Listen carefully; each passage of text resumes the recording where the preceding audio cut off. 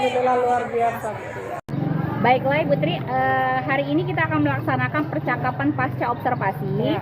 Ini saya akan memberikan beberapa pertanyaan terkait dari pelaksanaan observasi yang telah dilakukan kemarin. Jadi ini tujuannya adalah untuk mengevaluasi sejauh mana pembelajaran yang telah Ibu lakukan sebelumnya. Kemudian untuk pertanyaan pertama nih Bu, bagaimana nih perasaan Ibu setelah melaksanakan observasi kemarin? Oke, baik. Terima kasih atas kesempatannya, Ibu Ria. Jadi setelah saya melaksanakan observasi kemarin, itu yang pertama saya merasa senang dan sekaligus merasa sedikit tegang ya, Bu Ria, karena jujur saja kita jarang melakukan kegiatan observasi seperti ini. Benar Ibu. Tapi alhamdulillah kegiatan pembelajaran yang sudah direncanakan kemarin itu dapat berjalan dengan baik. Iya, alhamdulillah ya Bu. Berarti walaupun ada groginya ya Bu ya, karena jarang tadi, tapi pelaksanaan observasi tersebut sudah berjalan dengan baik, sudah lancar ya Bu ya. Dan sekarang pertanyaan selanjutnya yaitu Ibu bisa sampaikan area pengembangan yang ingin hendak dicapai kemarin apa saja dan bagaimana langkah-langkah pembelajaran yang telah dilakukan kemarin Ibu? Ya, baik Bu Ria. Jadi pada dasarnya itu ada 3 area pengembangan yang ingin saya capai pada saat pembelajaran kemarin. Yang pertama, saya berkeinginan untuk bisa menumbuhkan motivasi dan juga keaktifan peserta didik selama proses pembelajaran. Kemudian yang kedua, jelas sebagai guru kita diharapkan untuk dapat mengembangkan aspek pengetahuan. Kebetulan kemarin materi yang terpilih itu adalah materi simple present tense. Jadi area pengembangan aspek pengetahuan yang ingin dikembangkan adalah yang pertama, mengubah pola kalimat dalam formulasi simple present tense. Kemudian anak juga diminta untuk dapat membuat dialog sederhana terkait kalimat simple present tense. Kemudian yang ketiga, untuk pengembangan aspek keterampilan, saya berharap peserta didik saya dapat mempresentasikan dialog sederhana yang sudah mereka buat bersama kelompok mereka di depan kelas. Kemudian untuk langkah-langkah yang saya lakukan di dalam kelas yaitu saya melakukan pembelajaran berdasarkan sintaks yang ada di dalam RPP yang telah saya buat. Dan kemudian metode pembelajaran yang saya pilih adalah metode pembelajaran discovery learning. Seperti itu Bu Ria. Oh iya, baiklah, berarti area pengembangannya ada 3 tadi ya Bu ya. Kemudian langkah-langkahnya sudah Ibu laksanakan sesuai dengan sintaks dari discovery learning. Oke. Kemudian dari area pengembangan tersebut, apakah sudah sesuai dengan yang diharapkan atau belum Ibu?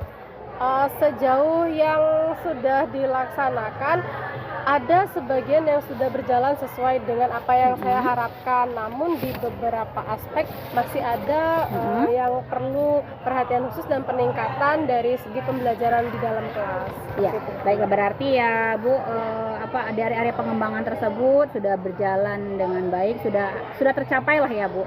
Cuman memang ada beberapa kekurangan atau yang perlu dioptimalkan seperti itu ya. Nah, kalau begitu apa saja nih yang perlu dioptimalkan atau apa sih yang kurang dari pembelajaran yang kemarin Ibu? Ya,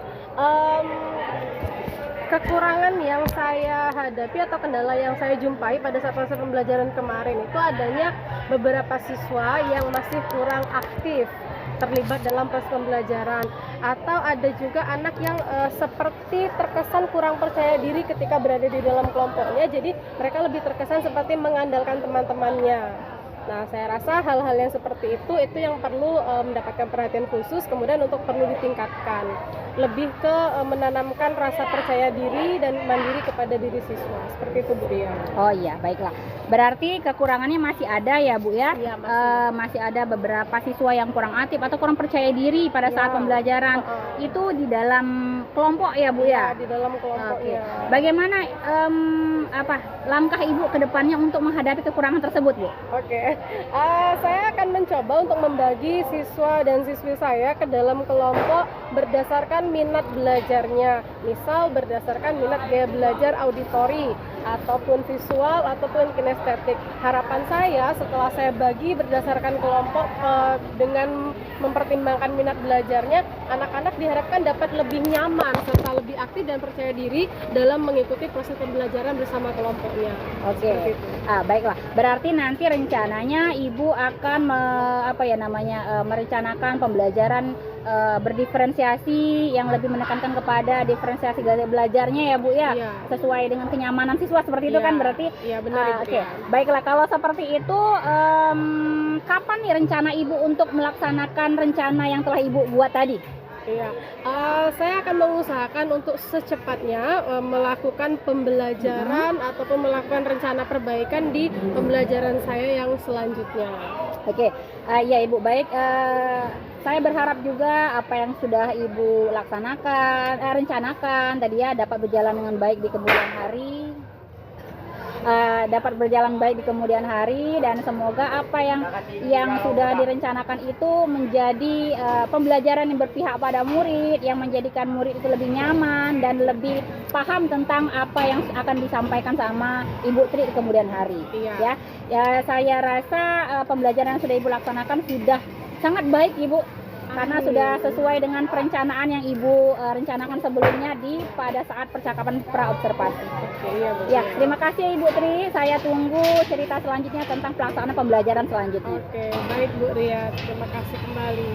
Baik, terima kasih luar biasa. Tepuk tangan. Baik Bu, itu terkait terakhir kita refleksi.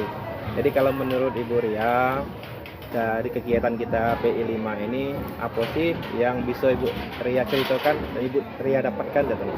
Nanti saya tanya juga dengan Ibu Trinya kan. Iya. Ya, pertama untuk pada saat yang ini pertama ya Pak ya, yang tentang pasca observasi ini tadi, karena memang kalau sekedar kita merefleksi saja mungkin hampir semua orang bisa ya Pak. Benar. Cuma pada saat pelaksanaan menggunakan alur tirta, mulai dari menyampaikan tujuan, identifikasi masalah, rencana aksi, kemudian tanggung jawab. Ternyata itu memang perlu dipikirkan bagaimana caranya mengcoaching guru untuk jangan sampai lebih menjudge mereka tentang kekurangan-kekurangan, tapi bagaimana membangun guru tersebut, rekan tersebut untuk lebih lagi membangun potensi yang ia sebenarnya sudah miliki. Cuman itu tadi kadang butuh disadarkan, butuh digali. Sebenarnya guru-guru itu sudah mempunyai potensi yang lebih banyak, lebih baik dari saya. Cuman itu tadi terkadang kan kita memang butuh trik-trik khusus, salah satunya dengan menggunakan metode coaching tersebut dengan beberapa hal-hal yang perlu diperhatikan, termasuk ya alur tirta dan segala macamnya seperti itu Pak. Nih, kalau boleh tahu Bu Tri, boleh diceritakan dari awal pembimbingan Ibu Ria ini sampailah hari ini saat ini. Boleh, apa sih yang bisa diceritakan Ibu Tri? Yang perlu saya dengarkan. Oke, dari awal dari percakapan pra-observasi sampai sekarang itu banyak sekali ilmu-ilmu baru yang saya dapatkan dari Bu Ria. Dari yang awalnya saya tidak terlalu mengindahkan bahwa proses pembelajaran itu harus berpusat pada siswa atau berpihak pada siswa. Saat ini saya sudah mengetahui, oh ternyata pada saat pembelajaran kita tidak boleh nih lebih memilih ke harus ngikutin gaya ibu gitu. Ternyata akan lebih nyaman ketika anak gaya pembelajarannya berfokus kepada siswa. Kemudian selama proses coaching juga saya tidak merasa bahwa Bu Ria ini menggurui. Mungkin karena sudah ada tips dan trik yang digunakan seperti apa tadi, metode tirta dan coaching tadi. Jadi ketika berjalannya proses percakapan pasca observasi dan pra-observasi kemarin, saya merasa nyaman berkomunikasi dengan Bu Ria. Tidak ada rasa bahwa Bu Ria ini lebih menggurui atau menjudge saya, tidak. Saya nyaman-nyaman saja sama proses itu. Padahal sebelumnya orang tuh kebanyakan berpikirnya yang meng-coaching itu adalah orang yang lebih baik daripada yang di-coachingnya. Padahal ini sekedar sharing, berbagi pemikiran. Sebenarnya itu tuh. Istilahnya kalau bahasa kita ini si coach ini ada kepo kan, kepo. Jadi menggali terus kan informasi yang dari coachnya. Itu saja Bu Ria, luar biasa hari ini, terima kasih. Ya, kami juga terima kasih Pak sudah datang. Atas cerita-ceritanya yang luar menginspirasi sekali. Tuh, Ibu Tri juga terima kasih atas bantuannya sudah meringankan beban. Iya, benar sekali. Meringankan beban Ibu Ria. Justru saya yang terima kasih karena banyak dapat ilmu Pak. Iya, mudah-mudahan dalam kegiatan ini ada baiknya. Baik untuk diri kita sendiri maupun baik untuk kawan-kawan yang lainnya. Itu saja, saya Iri. Wassalamualaikum warahmatullahi wabarakatuh. Waalaikumsalam warahmatullahi wabarakatuh.